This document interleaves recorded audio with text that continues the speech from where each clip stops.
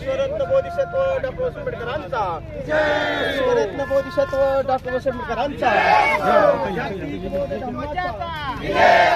जग में बुद्ध का नाम है, यही भारत की शान है। जग में बुद्ध का नाम है, यही भारत की शान है। जग में बुद्ध का नाम है, यही भारत की शान।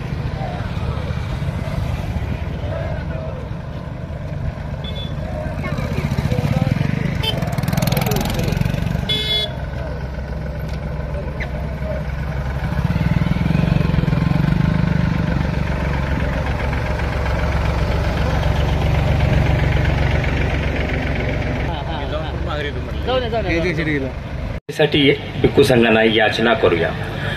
ओकास अहम भान्ते तिसरणेन सह सद्दी पंचशीलं धम्मं याचामि अनुगहं कृत्वा शीलं धीतमे भन्ते द्वितीयम्पि सम्मा सम्बुद्धस्स।